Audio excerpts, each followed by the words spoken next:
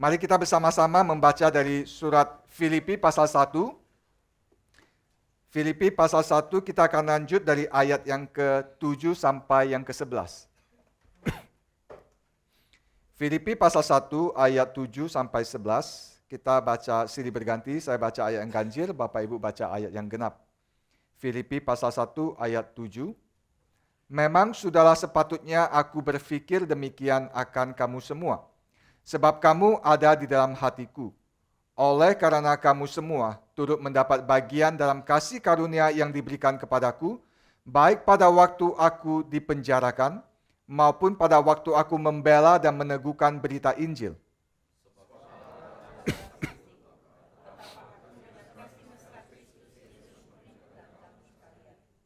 Dan inilah doaku, semoga kasihmu makin melimpah dalam pengetahuan yang benar dan dalam segala macam pengertian.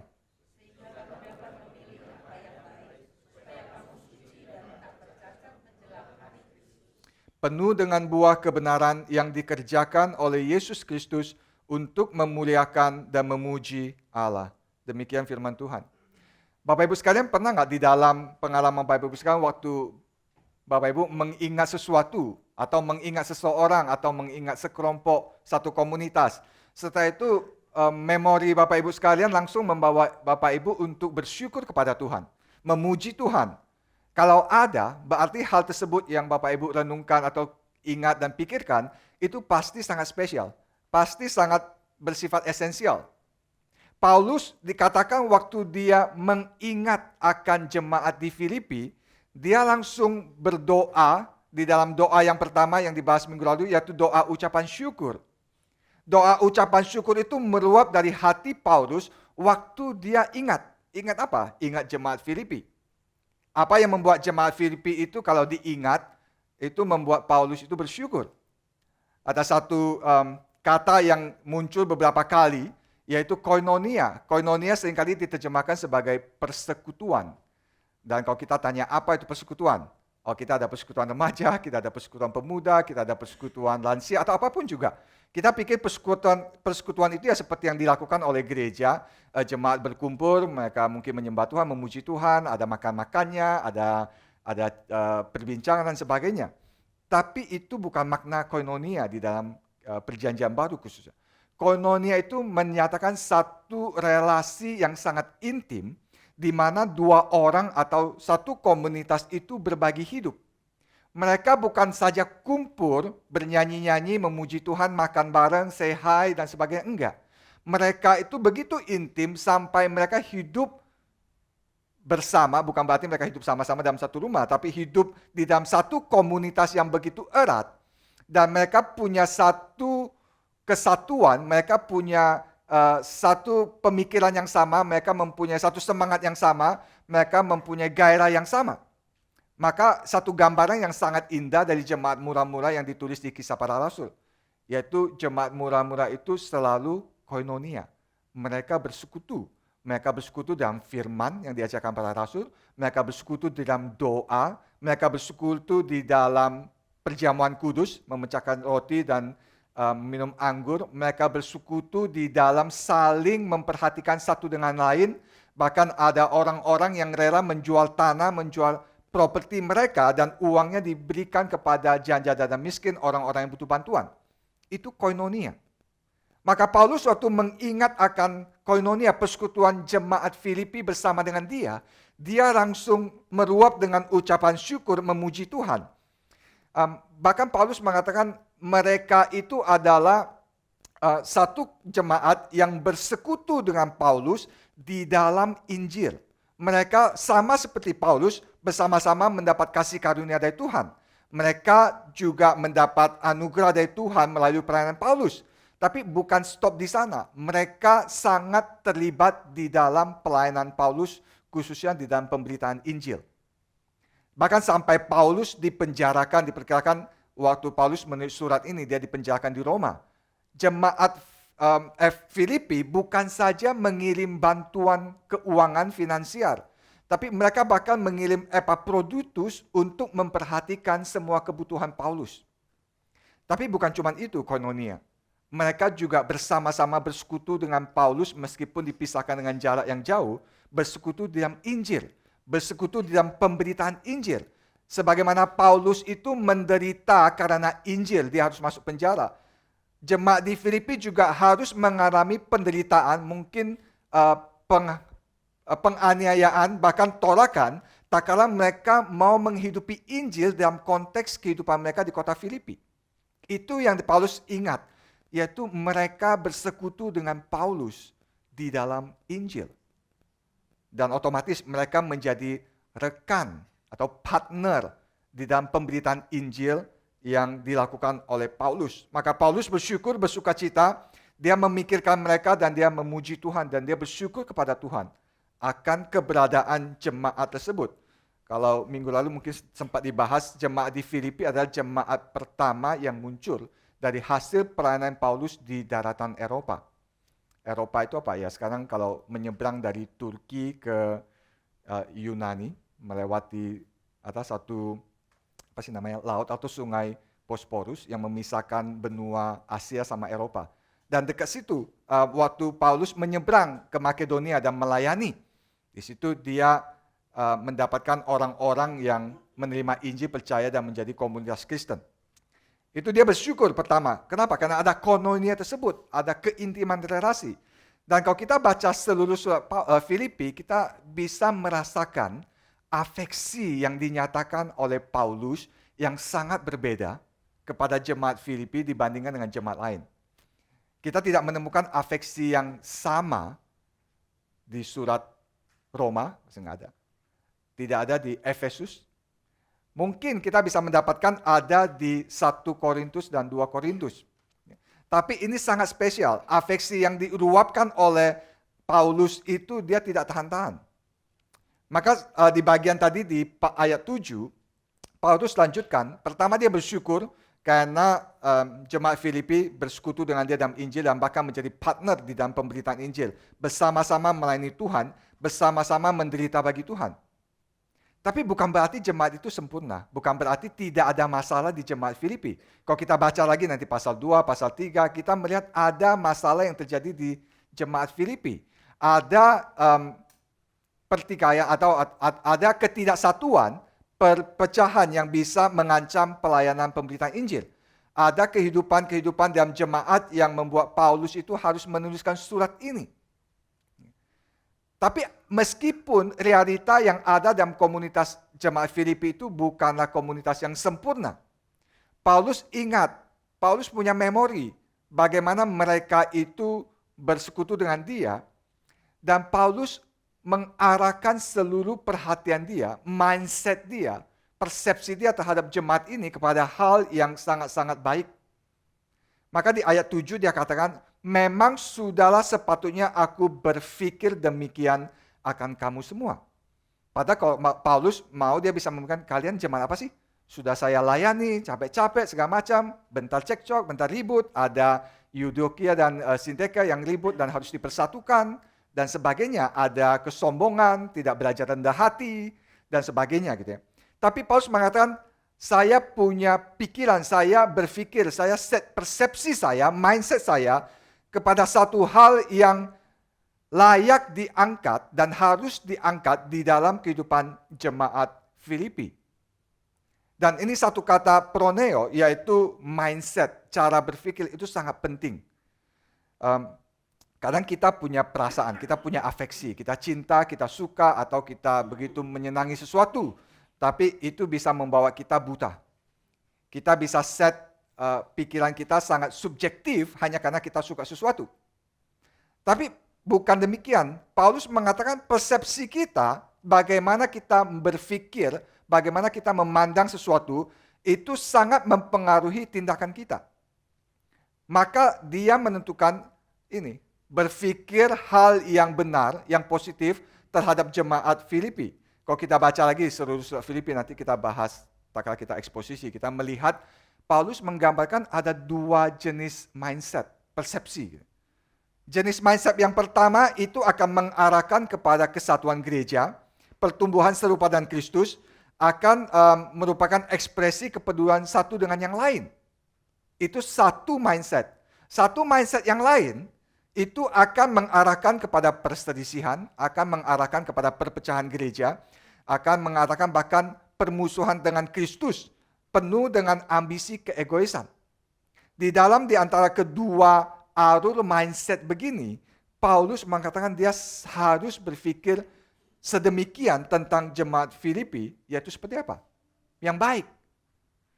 Ada yang tidak sempurna, tapi dia berpikir sesuatu yang positif, yang baik, apalagi dia melihat bagaimana Tuhan bekerja di jemaat Filipi. Dan terlebih lagi, di bagian itu Paulus mengatakan, waktu dia memikirkan bagaimana Tuhan akan membentuk jemaat ini sampai akhirnya nanti. Sampai kapan? Sampai eskatologi. Sampai Kristus datang kedua kali. Bagaimana Paulus melihat apa yang Tuhan mau kerjakan di tengah-tengah jemaat ini, yaitu membuat mereka semakin indah, membuat mereka semakin sempurna, membuat mereka semakin serupa dengan Kristus. Itu yang menjadi pengharapan Paulus sehingga membuat dia memandang dengan tepat. Mempunyai persepsi yang tepat. Tak kala dua orang atau satu komunitas mempunyai cara pandang, cara berpikir, persepsi yang berbeda, maka sulit untuk bersama-sama. Sulit untuk bisa berjalan bersama-sama, sulit untuk bisa membangun komunitas yang baik bersama-sama. Satu contoh yang sederhana, jikalau kita menikah dengan satu orang pasangan kita yang selalu cara berpikirnya bertolak belakang dengan kita, nikmatilah kehidupan keluargamu gitu. Engkau harus bekerja keras untuk menyatukan persepsi dan cara berpikir. Ada jemaat yang bertanya, kenapa sih harus menikah dengan orang yang seiman?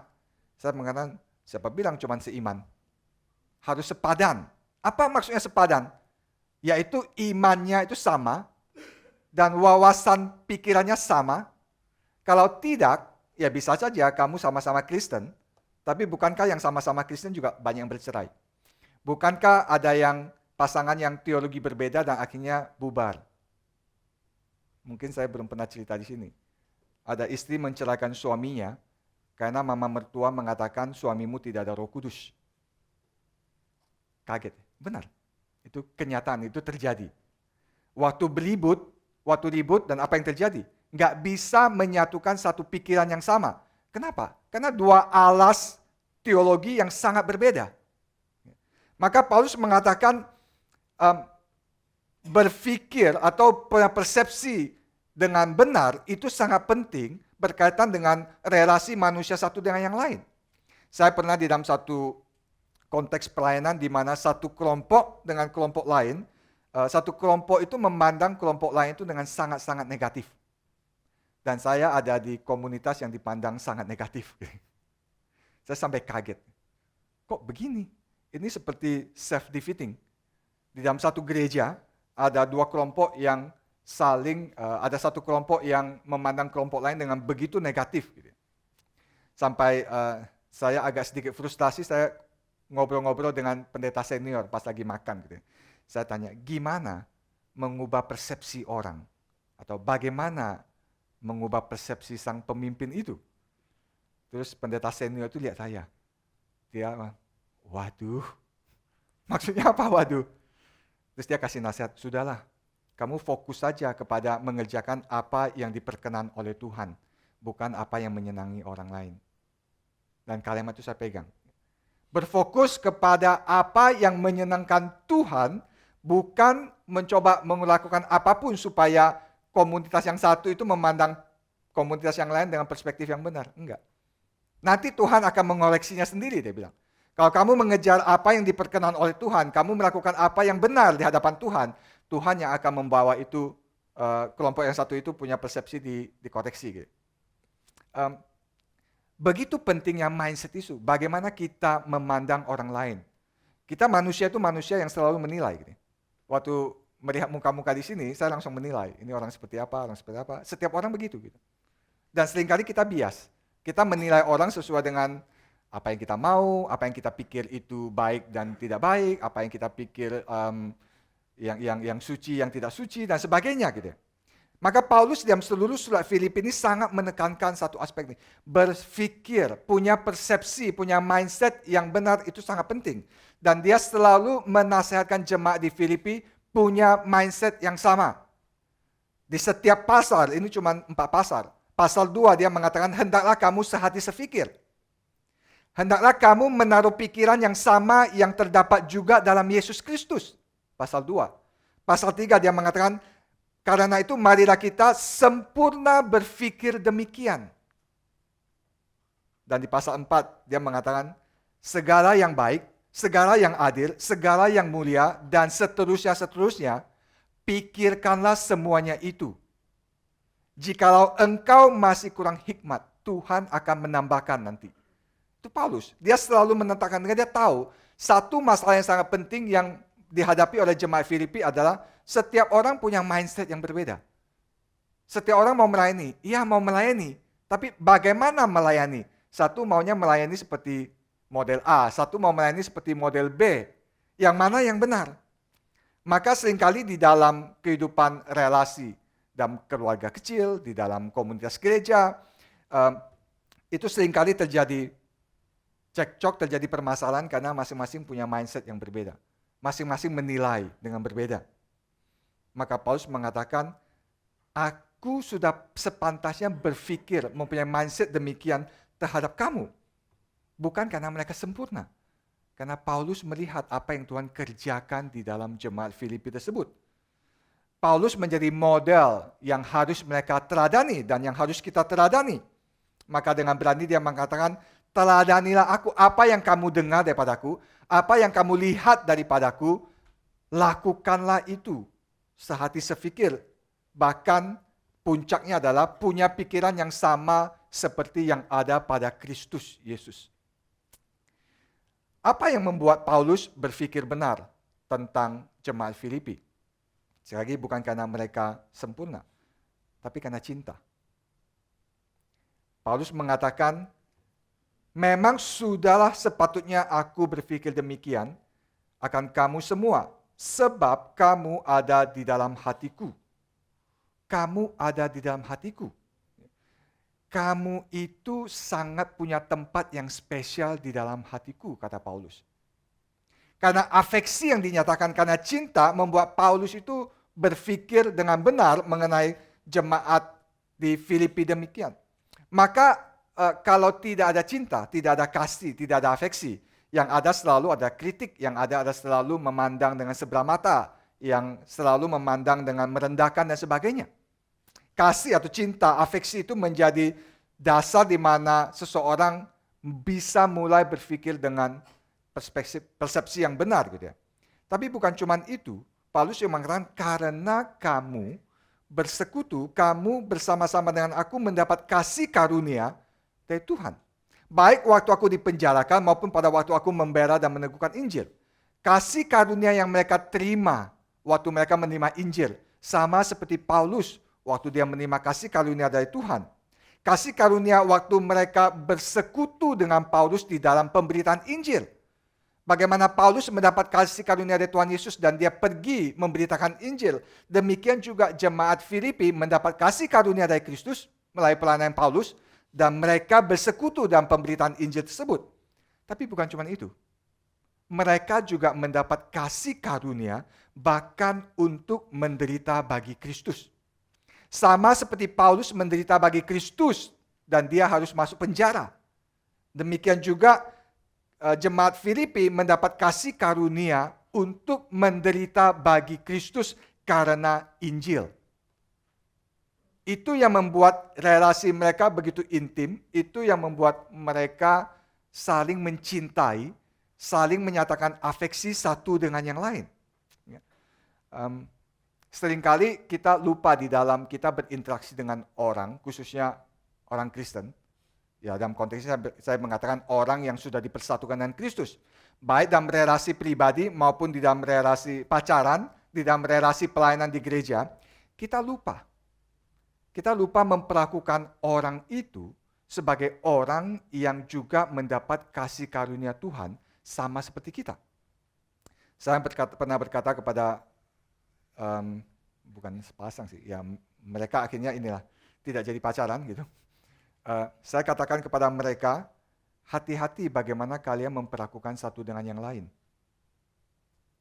Karena yang ada di hadapanmu, yang engkau berinteraksi itu, bukan temanmu saja, bukan calon pacarmu saja, atau bukan cuman tunanganmu, bukan cuman istrimu, bukan cuman anak-anakmu, tapi mereka adalah orang-orang yang juga mendapat kasih karunia dari Tuhan. Mereka juga orang-orang yang dicintai oleh Kristus. Dan mereka juga orang-orang yang demi mereka Kristus rela mati memberikan hidupnya. Maka seringkali dalam berinteraksi, baik khusus dalam pelayanan, kita kayaknya lebih seru berantem karena beda pendapat, lebih seru berantem karena punya keinginan yang berbeda, atau kita merasa dilukai dan sebagainya, sehingga kita selalu memperlakukan orang itu sama dengan dunia ini. Kita lupa bahwa orang yang kita sedang kesal itu, orang yang kita sedang ajak berantem itu, ada orang yang demi dia Kristus mati. Maka waktu Tuhan Yesus menyatakan diri kepada Paulus, Paulus itu sangat syok gitu. Tuhan Yesus mengatakan, Saulus, Saulus, mengapa engkau menganiaya aku? Paulus mungkin pikir, Tuhan, kapan aku menganiaya engkau? Bagaimana mungkin aku menganiaya Allah yang aku sembah, Allah yang sedang aku perjuangkan iman yang diwariskan oleh orang-orang Yahudi. Kristus melakukan, ya kamu melakukan terhadap orang-orang yang mengikuti aku, kamu melakukan terhadap aku. Sama seperti Kristus mengatakan kepada murid-muridnya, waktu aku lapar engkau kasih makan, waktu aku tidak ada tempat tidur engkau kasih aku tempat berbaring, waktu aku telanjang engkau memberikan aku pakaian. Terus murid-murid bingung, Tuhan, kapan engkau telanjang kami kasih pakaian? Kapan engkau nggak ada tempat tidur dan kami kasih? Dan Tuhan mengatakan, tak kala engkau melakukan kepada saudaraku yang paling kecil ini, engkau melakukannya bagiku. Maka Paulus sangat sadar, kenapa punya afeksi yang begitu dalam terhadap jemaat Filipi? Karena mereka juga berbagian di dalam kasih karunia Tuhan. Sama-sama orang berdosa yang mendapat anugerah Tuhan. Sama-sama orang yang dicintai oleh Kristus, yang untuknya Kristus rela mati. Sedemikian besar akan afeksi Paulus kepada jemaat Filipi sampai di ayat 8 dia mengatakan, Allah menjadi saksiku betapa aku dengan kasih mesra Kristus Yesus merindukan kamu sekalian. Dalam bahasa Inggris, bagaimana dengan the affection of Christ, dengan afeksi Kristus Yesus, aku sangat merindukan engkau. Biasa kan kalau orang pacaran bertanya, atau suami istri bertanya, benar nggak sih engkau mencintai aku? Kita katakan swear gitu. Atau kalau nggak cinta, swear-nya begini gitu. Sumpah demi, nggak tahu demi apa, langit dan bumi dan sebagainya gitu. Demi Allah yang hidup mungkin ya. Aku sumpah, aku benar-benar mencintai engkau. Tapi Paulus mengatakan Allah menjadi saksiku bahwa aku bukan gombal, bahwa aku bukan ada udang di balik batu, bahwa aku bukan mengekspresikan ini hanya karena mendapat bantuan dari kamu, apalagi mengirim Epaphroditus untuk melayani aku di penjara. Bukan. Allah menjadi saksiku bagaimana aku dengan afeksi Kristus sangat merindukan kamu. Apa yang dimaksud dengan afeksi Kristus? Paulus mengatakan, aku mencintai kamu bukan dengan cinta yang ada pada manusia. Aku bukan menyatakan afeksi karena somehow aku itu sangat mencintai kamu atau sangat punya kemampuan mencintai dan sebagainya.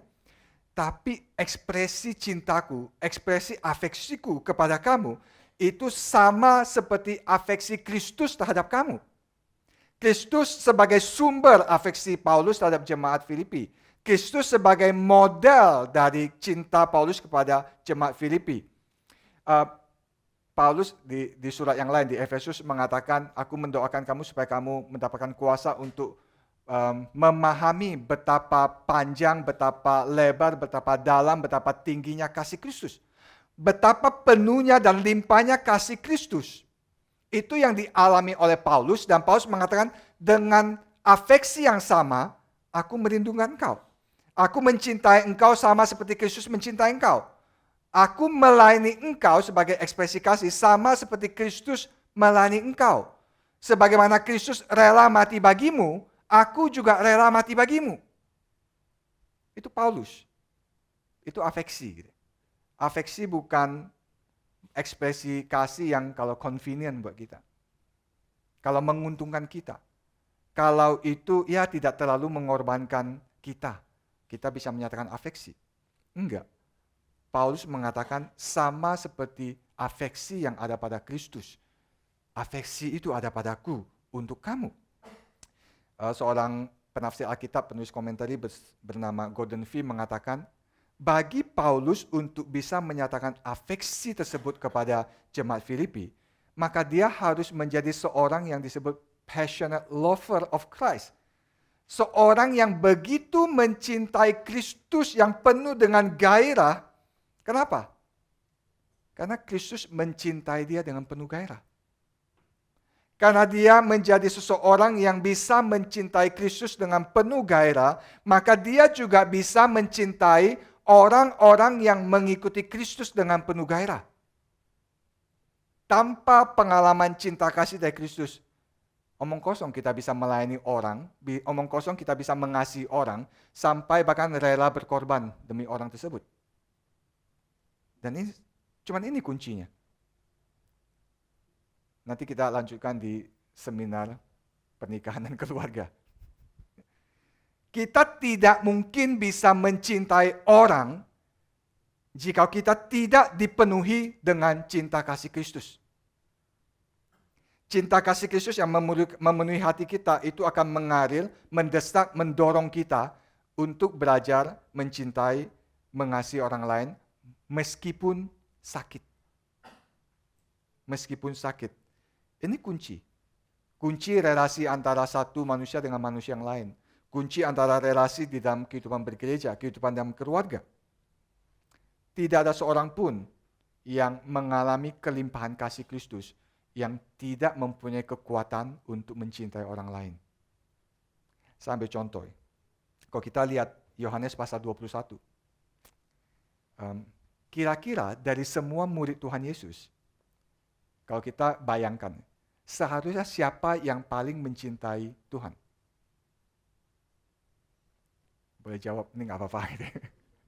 Siapa? Ada yang bisik-bisik? Di antara 11 lah, satunya sudah mati. Di antara 11 murid Tuhan Yesus, siapa yang seharusnya mengasihi Yesus Kristus lebih dari segala-galanya? Petrus. Kenapa? Jawabannya ada di Yohanes pasal 21. Petrus yang menyangkal Yesus Kristus Tuhannya 3 kali, dia sudah pikir dia hopeless. Dia sudah pikir dia nggak ada harapan lagi. Betapa malunya kalau misalnya kalau Yesus Kristus benar mati, ya sudah, dia paling kehilangan, dia paling kecewa, sakit hati. Wah, selama ini saya sia-sia mengikuti dia, ternyata ini pembohong. Ternyata saya sudah meninggalkan semua pekerjaan saya dan mengikuti dia yang akhirnya kosong. Paling itu, dia menjadi orang yang nggak ada pengharapan, dia menjadi orang yang tidak bergairah bagi Kristus, dia kembali bisa bekerja menjadi nelayan, kembali kepada usaha lamanya, dan itu yang dia lakukan. Tapi waktu Kristus bangkit, kita bayangkan betapa malunya Petrus. Betapa, Adam Hokiam paise gitu ya. Betapa sungkannya bertemu dengan Tuhan, dan melihat wajah Kristus, saya bayangkan mungkin dia tutup mata, nggak mau lihat gitu ya. Ini orang yang sudah peringatkan saya, supaya saya hati-hati, tapi akhirnya saya menyangkal dia 3 kali. Tapi yang indah dari Yohanes pasal 21, yaitu Tuhan datang kepada Petrus. Dan Tuhan memulihkan Petrus. Kalau tidak ada itu, Petrus itu nggak mungkin berkumpul sama murid-murid yang lain. Petrus akan kembali menjadi nelayan gitu ya. Maka Tuhan berkata pertanyaan 3 kali. Petrus, apakah engkau mencintai aku? Petrus mengatakan, iya Tuhan, aku mencintai engkau tahu. Petrus, apakah engkau mencintai aku? Iya Tuhan, engkau tahu aku mencintai engkau. Sampai 3 kali dia nggak bisa ngomong. Kenapa? Karena dia tahu, dia menyangkal Tuhannya. Tapi dia mendapatkan cinta kasih yang begitu besar. Maka dia bisa berkata, Tuhan engkau tahu sungguh-sungguh, aku mencintai engkau. Dan Tuhan katakan, gembalakanlah domba-dombaku. Kalau engkau benar-benar mencintai aku, nyatakan itu dengan menggembalakan domba-dombaku. Dan Petrus menjadi satu orang yang sadar akan hal itu. Maka di dalam tulisan dia di 1 Petrus pasal 5, 1 Petrus pasal 5, Petrus mengatakan ini, aku menasihatkan kepada para penatua, pendidik jemaat, sesama saksi penderitaan Kristus. Gembalakanlah kawanan domba Allah yang ada padamu. Sebagaimana Kristus memulihkan dia, menyatakan cinta kasihnya, dan mempercayakan kembali kepada dia untuk melayani gereja Tuhan. Petrus mengatakan hal yang sama kepada penatua-penatua yang menerima surat-suratnya. Gembalakanlah kawanan domba Allah. Bukan dengan paksaan, tapi dengan sukarela, dengan kerelaan, bukan dengan untuk mendapatkan keuntungan, tapi untuk melayani, untuk pengabdian diri, bukan dengan kuasa untuk memerintah, tetapi dengan teladan hidup. Saya percaya Petrus waktu menulis ini, dia mengingat kisah Tuhan Yesus datang kepada dia yang dicatat di Yohanes pasal 21. Dia baru punya kekuatan untuk bisa melayani Tuhan karena dia menikmati cinta kasih Tuhan yang begitu besar. Maka Paulus lanjut di dalam aspek doa yang kedua di ayat ke-9. Dia mengatakan, dan inilah doaku, semoga kasih-Mu makin melimpah dalam pengetahuan yang benar dan dalam segala macam pengertian. Orang hanya bisa sekali melayani Tuhan, mengasihi istrinya, mengasihi suaminya, mengasihi anak-anaknya, mengasihi temannya dengan benar, tak kala dia dilimpahi dengan cinta kasih Kristus. Dan Paulus mengatakan, saya mendoakan supaya cinta kasih-Mu itu semakin berlimpah, semakin meluap. Kasih yang melimpah, itu yang didoakan oleh Paulus kepada jemaat di Filipi. Mereka sudah mengasihi, sudah. Mereka menyatakan cinta kasih kepada Paulus, iya. Mereka memberikan uang mereka memberikan bantuan, mereka bahkan menderita bersama dengan Paulus. Tapi Paulus mengatakan, saya doakan supaya cinta kasih-Mu itu semakin berlimpah. Kenapa? Berarti kurang. Berarti ada sesuatu yang bisa mereka bertumbuh di dalam cinta kasih, khususnya dalam konteks kehidupan mereka bergereja. Relasi antara satu dengan yang lain. Paulus mengatakan, kasih semakin melimpah. Tapi bagaimana menyatakan kasih yang berlimpah tersebut? Bagaimana menyatakan kasih itu sehingga dia bisa bertumbuh dan berlimpah? Dan Paulus tidak mengatakan, ya pokoknya nyatakan aja kasih, cintai semua orang, bantu orang, dan sebagainya. Enggak. Kasih itu tidak buta. Kasih itu tidak boleh buta. Bukan tidak buta. Kasih itu tidak boleh buta. Kasih itu tidak boleh bodoh. Kasih itu tidak boleh dijalankan dengan sembarangan. Maka Paulus mengatakan dia bukan cuma mendoakan supaya kasih mereka berlimpah. Tapi kasih mereka berlimpah di dalam pengetahuan yang benar dan segala macam pengertian. Seorang pujangga, penulis dan juga ya dikatakan teolog awam dari Inggris bernama G.K. Chesterton, dia mengatakan kasih itu tidak boleh buta. Love is not blind. Kasih itu tidak buta. Love is bound.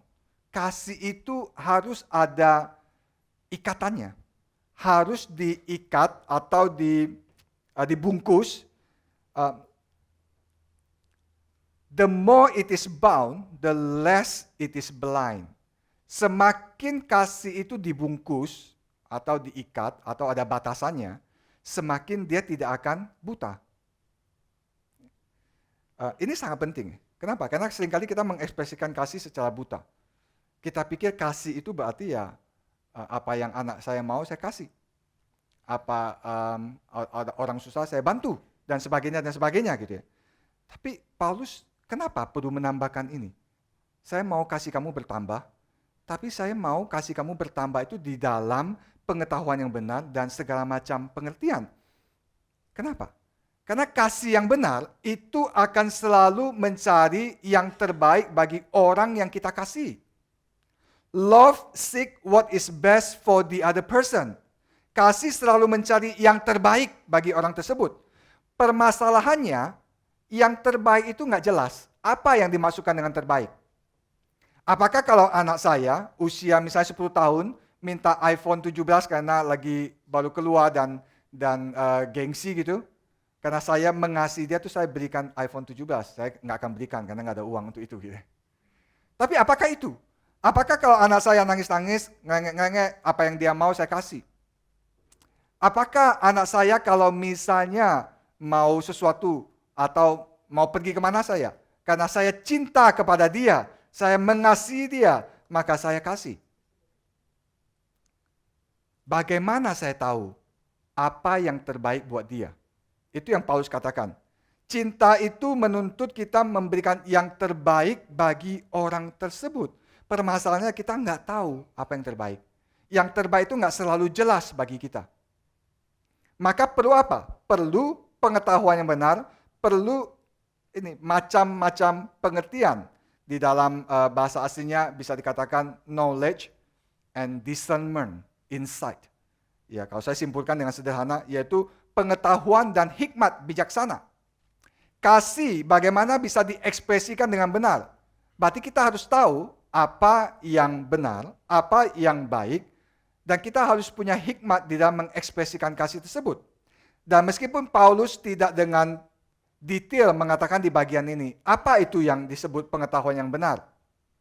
Dalam bahasa Inggris cuma disebut knowledge, tidak dikatakan pengetahuan yang benar. Apa itu discernment? Apa itu hikmat, kemampuan untuk tahu yang baik? Dia tidak jelaskan secara detail. Tapi kalau kita melihat dari pemikiran Paulus di beberapa tempat, misalnya di Filipi pasal 3, Paulus mengatakan yang ku kehendaki ialah mengenal dia dan kuasa kebangkitannya. Itu yang Paulus mau, itu yang Paulus kejar, yaitu mengenal Kristus dan kuasa kebangkitannya. Tapi di bagian-bagian lain, misalnya di Kolose pasal 1 ayat 9 gitu ya. Paulus mengatakan dia berdoa supaya pengetahuan dan hikmat mereka bertambah di dalam hal apa? Di dalam hal mengenal kehendak Allah. Pengetahuan dan hikmat itu bertambah untuk apa? Supaya jemaat tahu kehendak Allah. Sama seperti ayat yang terkenal kita bisa baca di Roma pasal 12.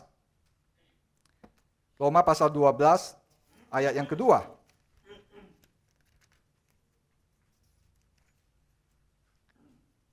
Roma pasal 12 ayat yang kedua. Janganlah kamu menjadi serupa dengan dunia ini, tetapi berubahlah oleh pembaharuan budimu, sehingga kamu dapat membedakan manakah kehendak Allah, apa yang baik, apa yang berkenan kepada Allah, dan yang sempurna. Paulus mengatakan, kamu perlu ditransformasi cara pikirmu. Bukan di sini terjemahkan sebagai budimu. Budi itu kita selalu ikatkan dengan etika gitu ya. Enggak, bahasa aslinya adalah ini, mind, pikiranmu.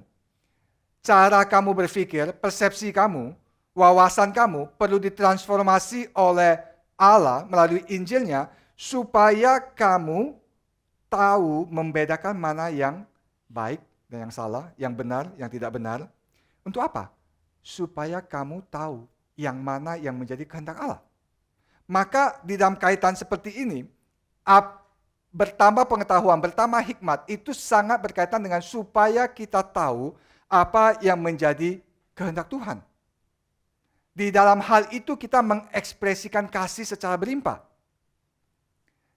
Ada seorang teolog mengatakan apa yang didoakan oleh Paulus itu supaya kasih kita berlimpah-limpah di dalam satu pertumbuhan yang seimbang dengan pertumbuhan pengenalan kita akan doktrin yang benar dan pengenalan kita akan etika yang benar, sehingga waktu kita mengekspresikan cinta kasih, waktu kita bertindak, mengambil keputusan, kita tahu apa yang diperkenan oleh Tuhan.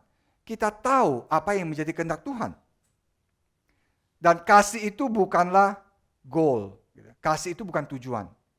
Kenapa Paulus mengatakan kamu harus punya bijaksana, kamu harus tahu bagaimana mengasihi? Supaya, di ayat berikutnya, supaya kamu suci, tak bercacat menjelang hari Kristus. Penuh dengan buah kebenaran yang dikerjakan oleh Yesus Kristus. Sekali lagi, Paulus memikirkan perjalanan seorang Kristen itu satu perjalanan sampai kepada eskatologi, sampai di mana Kristus datang, dan waktu Kristus datang, dia akan menilai, dia akan menghakimi, dia akan mengevaluasi.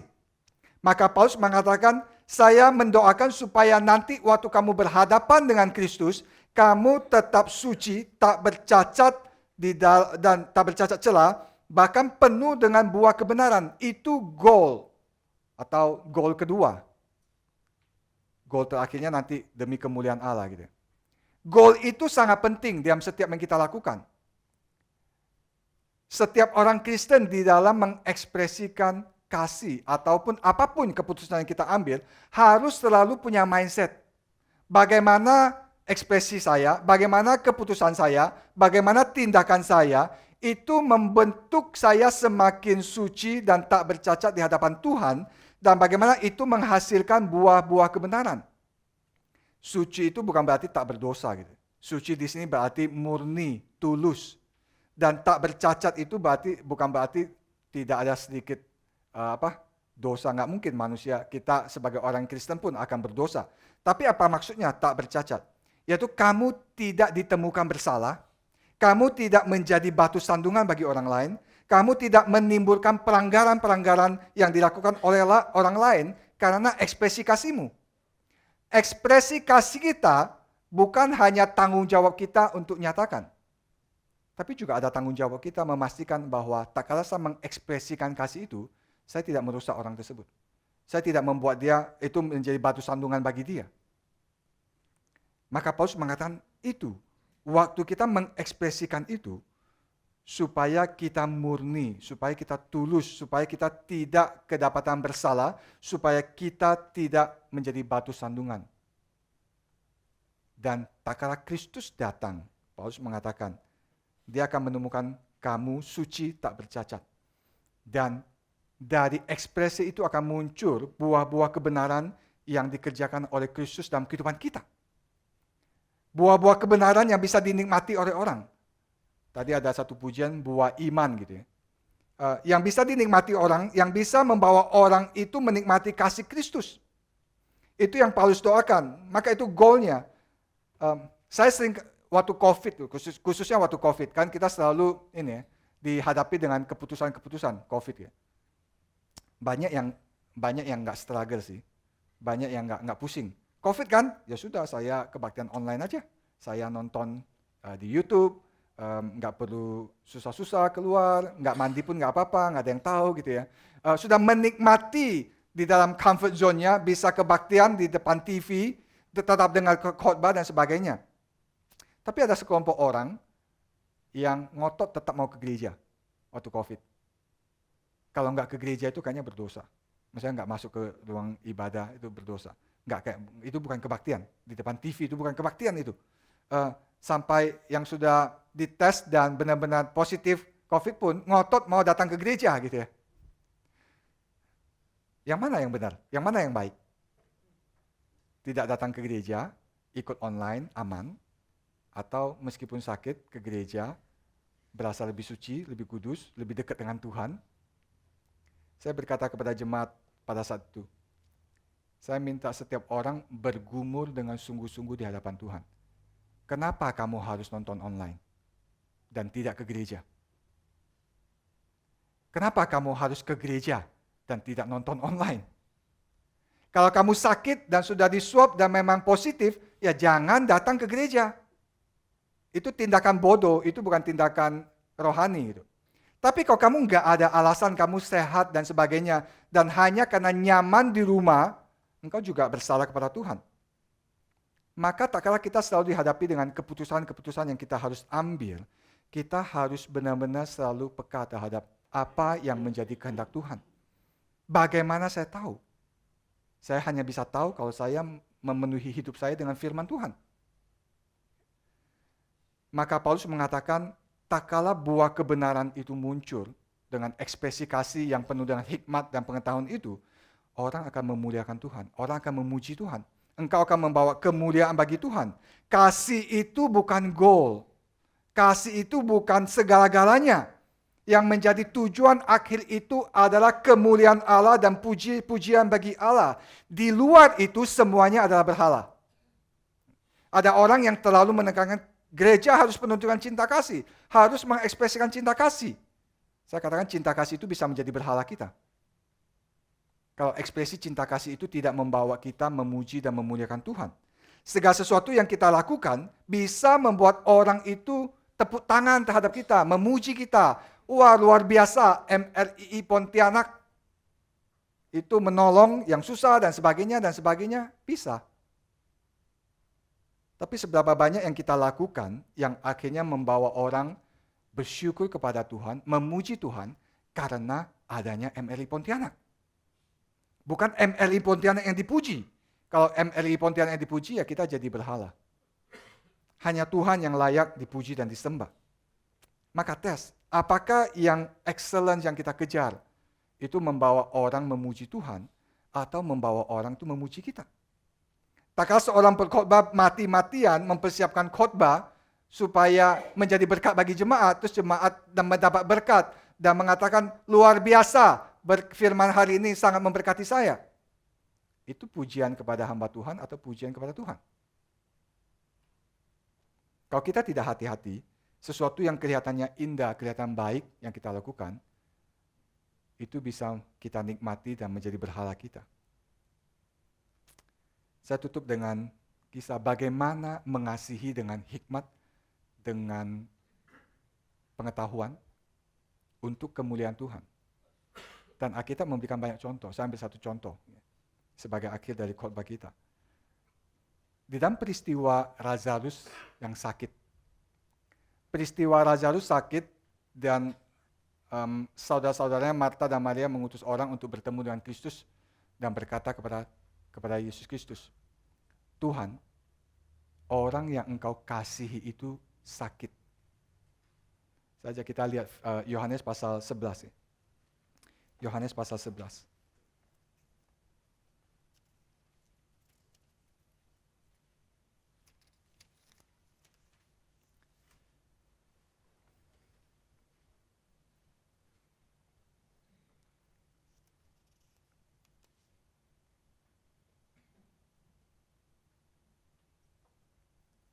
Dikatakan Yohanes pasal 11 ayat 3. Dan Lazarus sudah sakit, itu adalah saudaranya, saudara Maria dan Marta.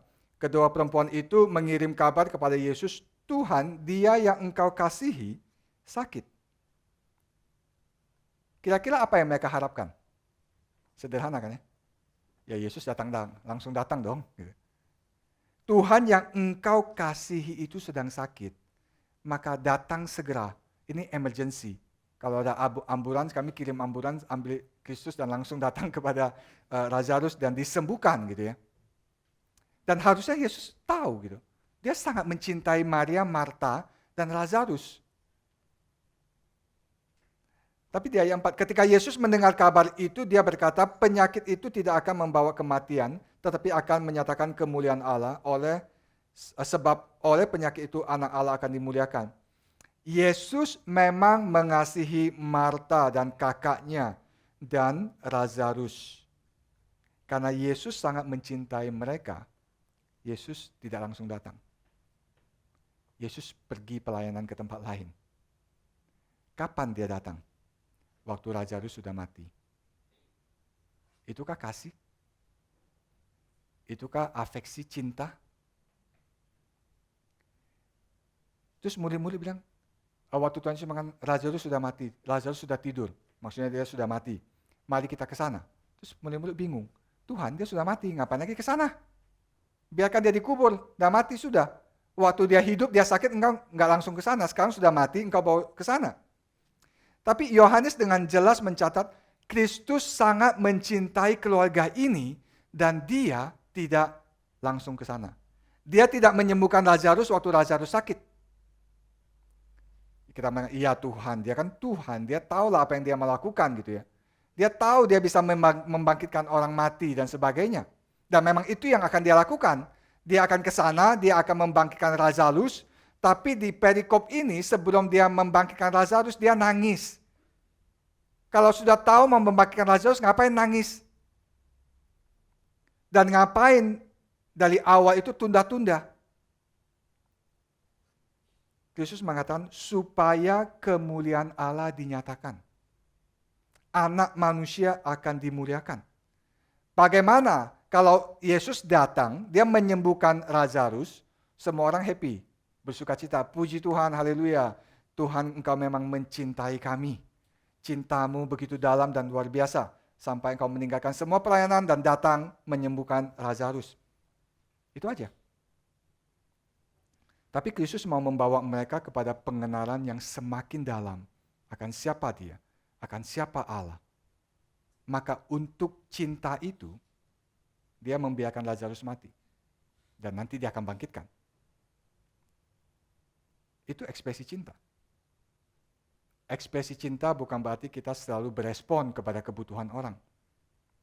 Ekspresi cinta itu tidak boleh di dalam aspek hanya ekspresi kasih dan tidak memikirkan apakah Allah dipermuliakan atau tidak. Ekspresi kasih bukan juga supaya kita semakin disenangi orang lain. Maka Paulus mengatakan, biarlah kasihmu berlimpah dan bertambah di dalam pengetahuan dan hikmat, supaya engkau bisa memutuskan yang mana yang terbaik di dalam mengekspresikan cintamu kepada orang. Kepada komunitas, kepada istrimu, kepada suamimu, kepada anak-anakmu, kepada orang-orang di gereja, kepada masyarakat umum. Dan Kristus menjadi teladan. Dia memilih yang terbaik bagi mereka. Dan yang terbaik ya Lazarus harus mati. Dan dia akan bangkitkan. Dan dia akan menyatakan kemuliaan Allah melalui hal itu. Maka doa Paulus bagi jemaat di Filipi menjadi doa kita semua. Biarlah kita semakin bertumbuh dan berlimpah dalam kasih kita, sehingga kasih yang didasari oleh pengetahuan dan hikmat, sehingga kita bisa selalu memutuskan yang the best, excellence, di dalam ekspresi cinta kasih kita. Mari kita berdoa. Bapa di surga, kami bersyukur karena kami terus boleh dibentuk dan diingatkan oleh Tuhan. Kami melihat bagaimana Tuhan begitu mencintai kami. Mencintai kami sampai mengorbankan, menyerahkan hidupmu. Mati di atas kayu salib untuk menebus kami. Tapi Engkau juga mencintai kami sedemikian rupa, Engkau tidak membiarkan kami hidup di dalam keberdosaan kami, Engkau tidak membiarkan kami hidup di dalam apa yang memuaskan nafsu kami, tapi Engkau terus memberi firman, mengingat, menegur, membentuk kami. Dan kami rindu ya Tuhan, biar kami menjadi orang yang penuh dengan afeksi bagi Tuhan, bagi orang-orang yang Tuhan hadirkan dalam kehidupan kami. Tapi dalam ekspresi kami mencintai orang, kami juga terus boleh dibentuk semakin sempurna. Seperti Kristus. Biarlah kami mencintai orang lain, seperti Kristus mencintai mereka. Biarlah kami melayani orang lain seperti Kristus melayani mereka. Berikan kami hikmat, berikan kami kepekaan akan kehendak Tuhan. Sehingga kami tahu bagaimana kami bisa mengambil yang terbaik di dalam setiap keputusan dan mengekspresikan kasih kami kepada orang lain. Berkatilah jemaat-Mu di MRI Pontianak, biar setiap kami bertumbuh, mempunyai mindset yang sama seperti mindset yang ada pada Kristus. Biar kami berlimpah dalam cinta kasih kami, seperti Kristus dalam cinta kasih-Nya yang berlimpah mengasihi kami. Pimpinlah kami di dalam pelayanan kami, dalam kehidupan berjemaat kami, sehingga kami boleh menghasilkan buah-buah kebenaran, kami boleh semakin bertumbuh, semakin matang, dan kami boleh membawa orang memuji Tuhan dan memuliakan Tuhan. Dengarlah doa kami, Bapa, di dalam nama Tuhan Yesus kami berdoa. Amin.